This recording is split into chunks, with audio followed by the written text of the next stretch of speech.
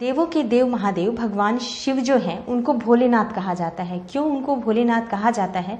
क्योंकि वो बहुत ही जल्दी अपने भक्तों पर प्रसन्न हो जाते हैं और भगवान शिव जब प्रसन्न होते हैं तो उनसे जो मांगो वो भगवान शिव दे देते हैं। मनचाहा वरदान देने के लिए भगवान शिव जाने जाते हैं और जब भगवान शिव की कृपा हो जाए तो रंक को भी राजा बना देते हैं भगवान भोलेनाथ। इसलिए भगवान भोलेनाथ को औढ़रदानी भी कहा जाता है, आशुतोष कहा जाता है। इस तरह से भगवान शिव के कई नाम हैं जो कि भगवान शिव की कृपा पाने के लिए उनके भक्त जो हैं वो जपा करते हैं। दोस्तों, भगवान शिव को प्रसन्न करने के लिए उनके जो भक्त होते हैं वो व्रत करते हैं, पूजा पाठ करते हैं, लेकिन हमारे भगवान भोलेनाथ सिर्फ एक लोटे जल से ही प्रसन्न हो जाते हैं। ये एकमात्र ऐसे देवता हैं जो सिर्फ जल से प्रसन्न होने वाले देवता हैं। भगवान शिव की कृपा पाने के लिए या अपनी मनोकामनाओं को पूर्ण करने के लिए जो भगवान भोलेनाथ के भक्त हैं वो सावन में सोमवार के व्रत रखते हैं और कुछ भक्त जो हैं वो 16 सोमवार के व्रत रखते हैं। दोस्तों, 16 सोमवार का व्रत करने से भक्तों की सभी मनोकामनाएं पूर्ण हो जाती हैं और इस व्रत को दोस्तों कोई भी कर सकता है। पुरुष कर सकते हैं, स्त्रियां कर सकती हैं, अविवाहित लड़के या लड़कियां इस व्रत को कर सकते हैं। अविवाहित लड़के या लड़कियां इस व्रत को योग्य जीवन साथी पाने के लिए, मनपसंद जीवन साथी पाने के लिए इस व्रत को करते हैं। दोस्तों, जिसकी कोई संतान नहीं है, जो दंपत्ति हैं जिनकी शादी को काफ़ी टाइम हो गया है और उनकी कोई संतान नहीं है, तो वो अगर संकल्प लेकर इस व्रत को करते हैं 16 सोमवार के व्रत को, तो उनको संतान की प्राप्ति होती है। जिनके पुत्र नहीं है, पुत्री है लेकिन वो पुत्र की कामना रखते हैं, वो भी इस व्रत को करते हैं और उनकी मनोकामना भी भगवान शिव पूरी करते हैं। धन प्राप्ति के लिए भी इस व्रत को किया जाता है।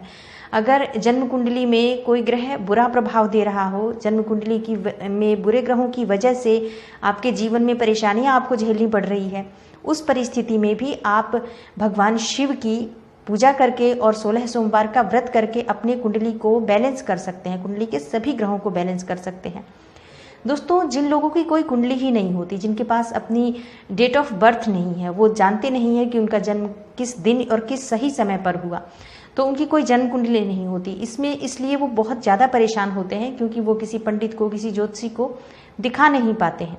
पर अगर वो इधर उधर जाना छोड़कर सिर्फ भगवान शिव की पूजा करना शुरू कर दें, सिर्फ प्रतिदिन सिर्फ एक लोटा जल भी डालना अगर वो शुरू कर दें, तो उनके जो ग्रह हैं वो सभी उनको शुभ फल देने लग जाते हैं और उनको कहीं किसी पंडित के पास अपनी कुंडली दिखाने की कोई आवश्यकता फिर नहीं पड़ती है। 16 सोमवार का व्रत संकल्प लेकर करें कि आप इस व्रत को कर रहे हैं और भगवान शिव मेरी जो भी इच्छा है उसे पूरी करें, मेरी जो भी परेशानियां हैं उसे समाप्त करें, तो भगवान शिव की कृपा से वो सभी परेशानियां समाप्त हो जाती हैं और जीवन में सुख समृद्धि की प्राप्ति होती है। दोस्तों, लेकिन ये जो 16 सोमवार का व्रत होता है, इसके नियम का पालन व्रत के दौरान करना बहुत ज़रूरी होता है, तभी आपको संपूर्ण फल की प्राप्ति होती है। दोस्तों, 16 सोमवार का व्रत सावन के सोमवार या जो नॉर्मली सोमवार साल भर किए जाते हैं उन सोमवार से अलग होता है, इसके नियम अलग होते हैं। नमस्कार दोस्तों, आपके अपने चैनल धर्म साधना में आपका बहुत बहुत स्वागत है और आज हम बात करेंगे सोमवार व्रत के बारे में। सोमवार व्रत की संपूर्ण जानकारी आज इस वीडियो के माध्यम से मैं देने वाली हूँ। तो दोस्तों, सोमवार व्रत कब शुरू करना चाहिए, क्यों करना चाहिए, व्रत की विधि क्या है, पूजा सामग्री क्या है, प्रसाद में क्या चढ़ाएं और पूजा कैसे करें, व्रत का उद्यापन कैसे करें, व्रत में किन बातों का ध्यान रखना बहुत ज़्यादा ज़रूरी है और 16 सोमवार का व्रत महिलाएं अपने पीरियड्स के दिनों में कैसे करें, इन सभी चीज़ों की जानकारी आपको इस वीडियो के माध्यम से मैं देने वाली हूँ। दोस्तों, तो वीडियो को पूरा देखें, अच्छी लगे वीडियो तो लाइक ज़रूर कर दें, चैनल को सब्सक्राइब करें ताकि आगे भी आपको इस तरह की जानकारी मिलती रहे और बेल आइकन को ज़रूर प्रेस करें ताकि जब भी मैं कोई नई वीडियो अपलोड करूं तो उसकी नोटिफिकेशन भी सबसे पहले आपको मिले। दोस्तों, वीडियो अगर अच्छी लगे आपको तो आप शेयर ज़रूर करें अपने फैमिली और फ्रेंड्स के साथ, जिनको भी इसकी ज़रूरत हो, जिनको भी इससे लाभ प्राप्त हो सके। दोस्तों, अब बात करते हैं 16 सोमवार व्रत के बारे में। सबसे पहले जानते हैं कि व्रत की शुरुआत कब से करनी चाहिए। दोस्तों, इस व्रत को श्रावण मास में, चैत्र और बैसाख मास में, कार्तिक और मार्गशीर्ष मास में शुरू करना चाहिए और इन महीनों के शुक्ल पक्ष के सोमवार से आप व्रत की शुरुआत कर सकते हैं। 16 सोमवार का व्रत शुरू करने के लिए श्रावण का महीना सबसे उत्तम महीना माना जाता है और इस महीने के प्रथम सोमवार से भी आप इस व्रत को शुरू कर सकते हैं। मतलब अगर कृष्ण पक्ष में भी प्रथम सोमवार जो आता है तभी भी श्रावण के महीने में आप इस व्रत को शुरू कर सकते हैं और अगर आपने उस वक्त व्रत नहीं शुरू किया है तो आप शुक्ल पक्ष में भी इस सोमवार के व्रत को शुरू कर सकते हैं। तो सावन का महीना सबसे अच्छा माना जाता है इस व्रत की शुरुआत के लिए। दोस्तों अब जानते हैं कि पूजन का समय क्या होना चाहिए। इस व्रत में 16 सोमवार के व्रत में पूजन के समय का बहुत महत्व होता है, क्योंकि ये समय निश्चित होता है। इस व्रत की पूजा दिन के तीसरे पहर में होती है, शाम के 4 बजे के आसपास होती है। प्रदोष काल में बेसिकली पूजा होती है भगवान भोलेनाथ की। प्रदोष काल का समय होता है सूर्यास्त के 1.5 घंटे पहले से लेकर 1 घंटे बाद तक का समय। जो 2.5 घंटे का समय होता है उसे प्रदोष काल कहा जाता है। तो उस समय में भगवान भोलेनाथ की पूजा करनी चाहिए और हर सोमवार में एक ही समय में पूजा की जाती है। दोस्तों पूजा के समय में बदलाव नहीं कर सकते हैं, एक ही समय में और एक ही स्थान पर आप हर सोमवार को पूजा करें। तो समय आप निश्चित कर लें कि किस समय में आपको आसानी होगी पूजा करने में, कौन सा समय आपके लिए उपयुक्त है। उस हिसाब से आप समय निश्चित कर लें और हर बार आप उसी समय पूजा करें। अब बात करते हैं 16 सोमवार के व्रत के नियम के बारे में। दोस्तों 16 सोमवार के व्रत के नियम जो होते हैं वो बहुत कठोर होते हैं, बहुत कठिन होते हैं, क्योंकि इस व्रत में पूजा का जो समय होता है वो भी निश्चित होता है और इस व्रत में पूर्ण उपवास रखा जाता है। जल भी ग्रहण नहीं किया जाता है। भोजन के रूप में सिर्फ आपको चढ़ाए हुए जो प्रसाद का तीसरा हिस्सा होता है वो ही ग्रहण किया जाता है और प्रसाद के 3 हिस्से बांटे जाते हैं। जो भी आप प्रसाद भगवान शिव को अर्पित करते हैं उस प्रसाद के आप 3 हिस्से कर लेते हैं और उस 3 हिस्से में से एक हिस्सा आप ब्राह्मण को दें या किसी गाय को खिला दें, दूसरा हिस्सा आप बच्चों को दें या अपने परिवारजनों को वितरित कर दें और तीसरा हिस्सा ही आपको ग्रहण करना होता है भोजन के स्वरूप में। और पूजन के बाद प्रसाद ग्रहण करने के बाद जितना पानी आप पीते हैं उतना ही पानी आपको पीना है। इस व्रत में आपको नमक बिल्कुल भी नहीं खाना है और पानी ना आप पहले पी सकते हैं और ना आप भोजन करने के बाद पी सकते हैं। तो इस वजह से ये व्रत थोड़ा कठिन होता है, क्योंकि पानी भी इसमें वर्जित होता है पीने के लिए। दोस्तों नमक बिल्कुल भी नहीं खाना चाहिए इस व्रत में और सोना नहीं चाहिए। नमक आपको सेंधा नमक भी इसमें नहीं खाना चाहिए। बिल्कुल मीठा भोजन, सात्विक भोजन ही आपको, जो आप प्रसाद चढ़ाते हैं वही आपको खाना होता है। 16 सोमवार तक जो भोजन ग्रहण करें उसे एक ही स्थान पर ग्रहण करना होता है। चलते फिरते भोजन नहीं करना चाहिए। 16 सोमवार तक प्रसाद और पूजन के जो भी नियम और जो भी समय आप निर्धारित करेंगे उसका पालन आपको करना होगा। आप समय में और प्रसाद में कोई बदलाव नहीं कर सकते हैं।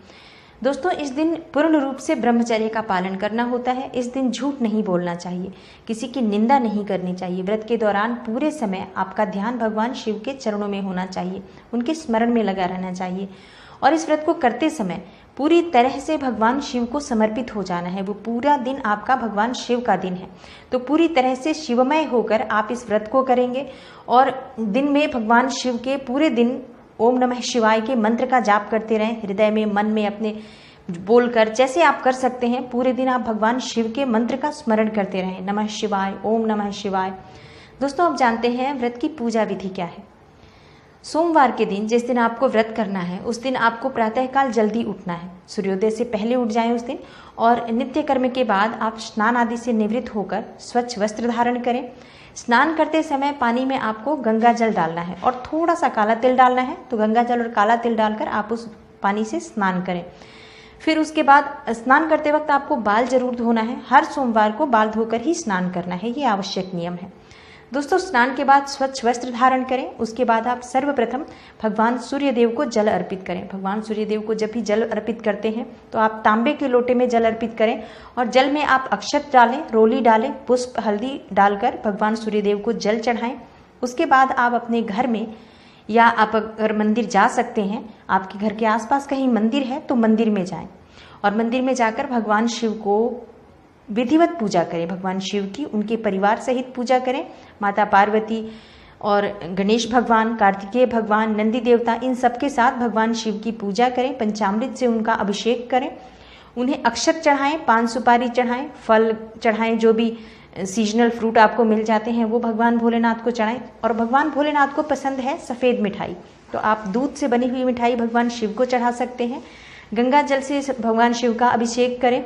बेलपत्र, धतूरा और धतूरे का फूल, सफ़ेद फूल भगवान शिव को प्रिय है तो भगवान शिव को सफ़ेद फूल चढ़ाएं और इस तरह से आप भगवान शिव की सभी सामग्री से विधिवत पूजा करें, आराधना करें उनकी। भगवान शिव को जल से अभिषेक करने के बाद पंचामृत से अभिषेक करें, इसके बाद गंगा जल से अभिषेक करें। इस तरह से भगवान शिव का अभिषेक किया जाता है। पहले जल से अभिषेक करें, फिर पंचामृत से अभिषेक करें।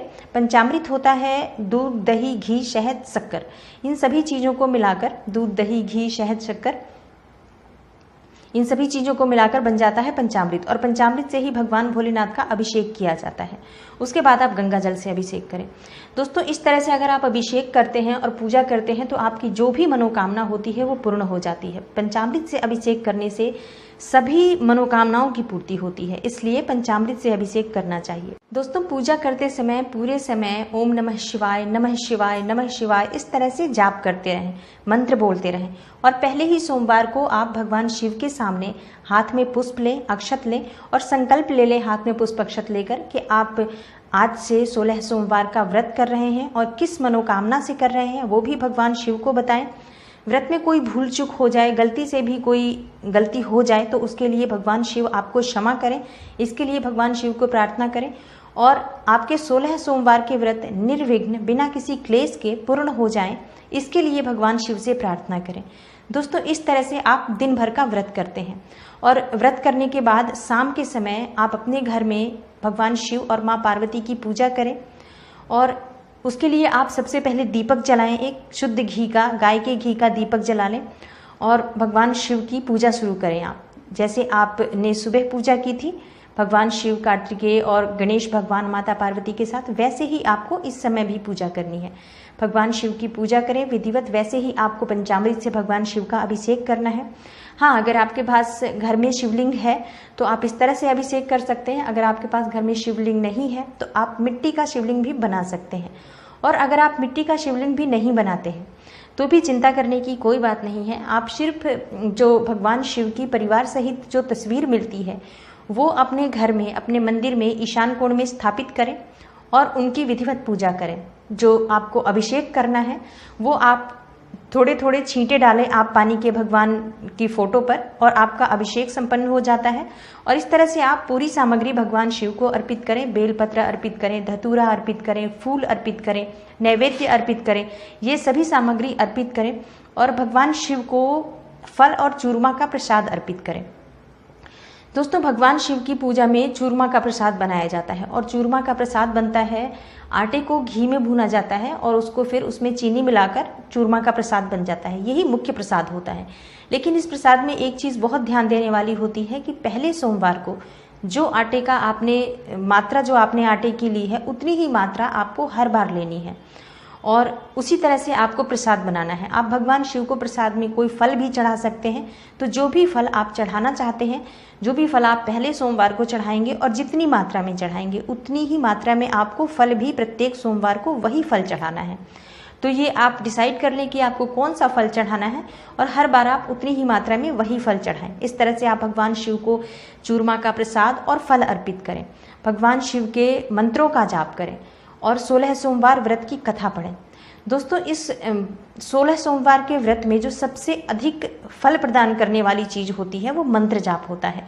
नमः शिवाय का जो मंत्र होता है उस मंत्र की आप हर सोमवार को कम से कम 11 माला, 21 माला, जितना आपसे संभव हो वो जप जरूर करें। आप शाम के समय कर लें, आप सुबह के समय कर लें, कोई एक समय निश्चित कर लें आप कि ये आपके पास समय है, उस समय आप इतना जाप कर लें। आप संकल्प ले लें कि मैं इतना जाप हर सोमवार को करना चाहता हूँ और हर सोमवार को आप उतनी मात्रा में मंत्र का जाप करें। नमः शिवाय का जाप आप कर सकते हैं या आप महामृत्युंजय मंत्र का जाप कर सकते हैं या आपकी अगर कोई मनोकामना है जिसके लिए आप इस व्रत को कर रहे हैं तो उस मनोकामना से संबंधित मंत्र का जाप करें। लेकिन मंत्र जाप आप अधिक से अधिक संख्या में करने की कोशिश करें।